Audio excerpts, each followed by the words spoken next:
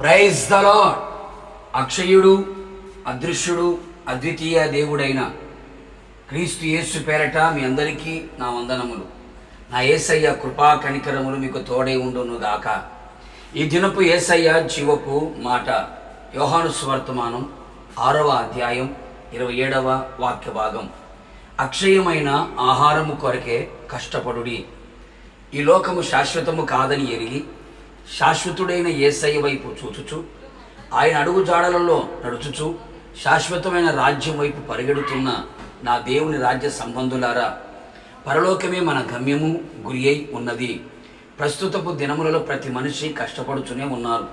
కుటుంబమును పోషించుట కొరకు, ఆస్తులు అంతస్తులు సంపాదించుకొనుటకు, పేరు ప్రఖ్యాతులు పొందుకొనుటకు, అధికారమును పొందుకొనుటకు, మరెన్నో పొందుకొనుటకు రాత్రింబగళ్ళు కష్టపడుచున్నారు.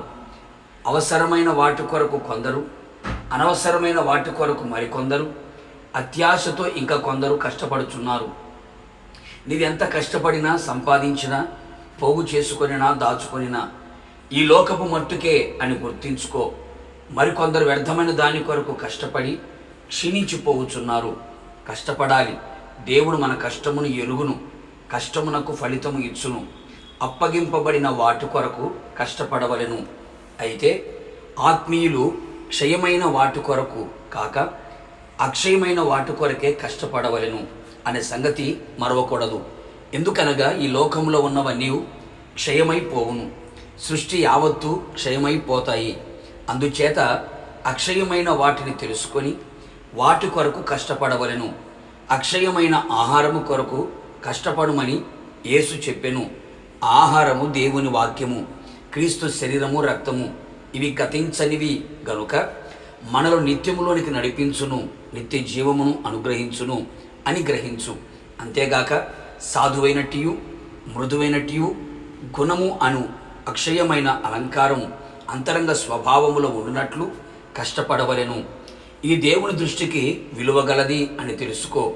అక్షయమైన, నిర్మలమైన, వాడబారనిదినైన స్వాస్థ్యము మనకు కలుగుతుంది అని గుర్తించిన వారమై అక్షయమైన వాటిని సంపాదించుకొనుటకు కష్టపడెదము.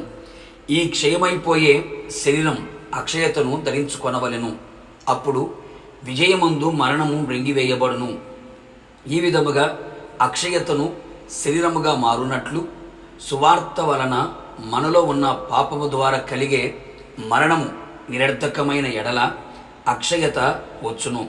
బాప్తిస్మము పాపక్షమాపణ నిమిత్తం పొందుట ద్వారా నూతన జీవము మనలోనికి అక్షయతను కలుగు చేయును.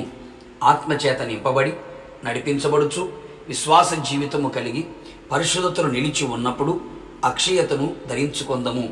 అక్షయుడైన క్రీస్తును ఎదుర్కొనేదము. కావున అక్షయత కొరకు కష్టపడి అక్షయమైన వాటి కొరకే ఎదురు చూస్తూ అక్షయమైన రాజ్యమును, కిరీటమును స్వతంత్రించుకొనేదము. ప్రార్థన. నిత్యుడగు మా తండ్రి, నీ పరిశుద్ధమైన పాదములకి స్తోత్రాలు. మరొకసారి జీవపు మాట చేత మమ్మల్ని దర్శించినందుకే మిమ్మల్ని స్తుతిస్తూ ఉన్నాం. ఈ లోకములో జీవించుచున్న మేము, ఆత్మీయాత్రలు కొనసాగుతున్న మేము అక్షయమైన వాటి కొరకే కష్టపడవాలనని మీరు సెలవిచ్చి ఉన్నారు. అక్షయమైనది మీ వాక్యము ప్రభువా. మీ వాక్యమును సంపాదించుకొని, దాచుకొని, కూర్చుకొని మీరు అక్కడ వరకు నిలిచున్నట్లుగా కృప దయచేయండి. సాధువైన, మృదువైన స్వభావం మేము కలిగి ఉన్నట్లుగా అక్షయమైన గుణమనే అలంకారమును ధరించుకోవడానికి సహాయము చేయండి. మారు మనస్సు పొంది, బాప్తిసం పొంది, ఆత్మచేత నింపబడి ఈ శరీరం అక్షయత కలిగినదై లేపబడినట్లుగా, పునరుత్థానము చెందినట్లుగా మీరే కృప మెండుగా నిండుగా దయచేసి మీరు అక్కడికి మమ్మల్ని అందరినీ సిద్ధపరచమని యేసు నామములో అడిగి పొందుకొని ఉన్నాము తండ్రి. ఆమెన్. నిశ్చయముగా మీరును మీ కుటుంబ సభ్యులందరూ అక్షయమైన వాటి కొరకు కష్టపడుదురుగాక. God bless you.